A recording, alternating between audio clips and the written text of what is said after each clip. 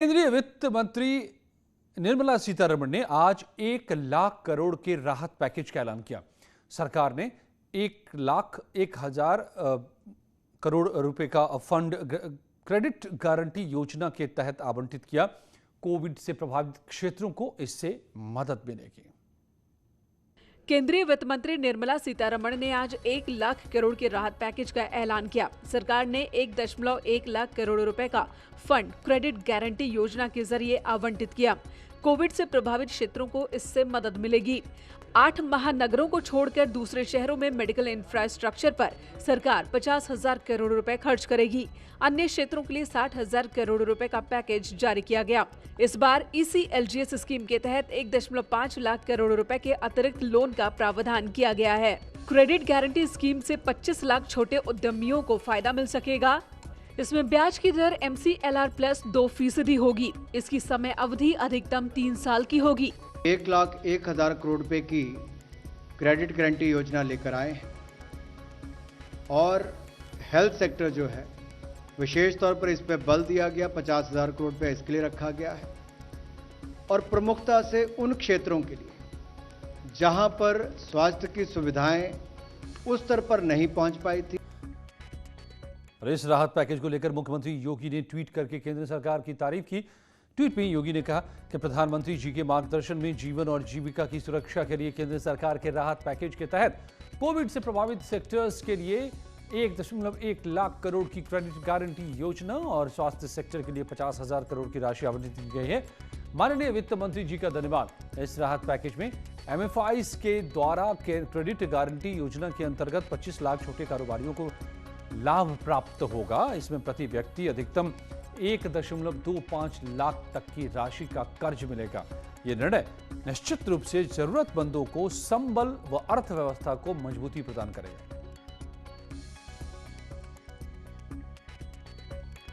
इस बीच एक बड़ी खबर आ रही है। यूपी के DGP के चयन को लेकर कल अहम बैठक होने जा रही है।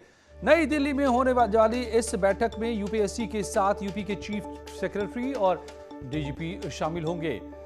कल की बैठक में DGP के लिए नाम फाइनल होंगे, जिसमें UPSC यूपी सरकार को भेजेगा और इसके बाद नए DGP का ऐलान किया जाएगा। बता दें कि यूपी के DGP HC अवस्थी 30 जून को रिटायर हो रहे हैं।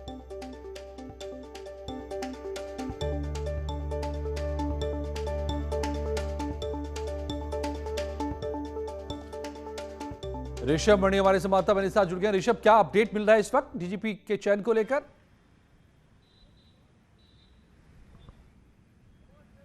अजय, देखिए, कल बहुत ही महत्वपूर्ण बैठक होने वाली है। UPSC को यहाँ से उन सारे IPS अफसरों के नाम भेज दिए गए हैं जो 30 साल की सर्विस पूरी कर चुके हैं और कल UPSC के साथ एक अहम बैठक होगी जिसमें उत्तर प्रदेश के चीफ सेक्रेटरी RK तिवारी और DGP HC अवस्थी शामिल होंगे। ये माना जा रहा है इसी बैठक में चर्चा होगी कि सरकार की इच्छा क्या है और UPSC के जो नॉर्म्स हैं वो क्या हैं।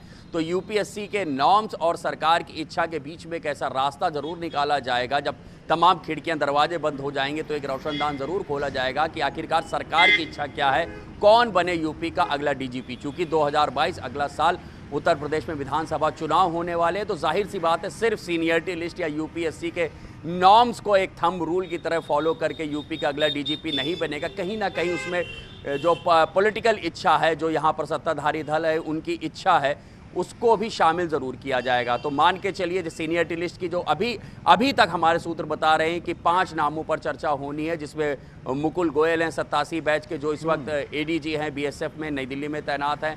डॉक्टर RP सिंह इस वक्त यूपी में तैनात हैं, वो उत्तर प्रदेश के DG EOW हैं। SIT का प्रभार भी उनके पास है। फिर उसके बाद 88 बैच में जब आप आ जाते हैं तो डॉक्टर RK विश्वकर्मा हैं जो DG भर्ती बोर्ड है। फिर इसके बाद डॉक्टर DS चौहान जो DG इंटेलिजेंस हैं और DG जेल आनंद कुमार के नाम हैं। तो सबकी अलग अलग प्रोफाइल है, सबके अपने अपने एडवांटेजेस और डिसएडवांटेजेस हैं। मुकुल गोयल सीनियरिटी लिस्ट में सबसे ऊपर आ रहे हैं अगर नासिर कमाल को किनारे कर दिया जाए, जो सूत्र हमारे बता रहे हैं।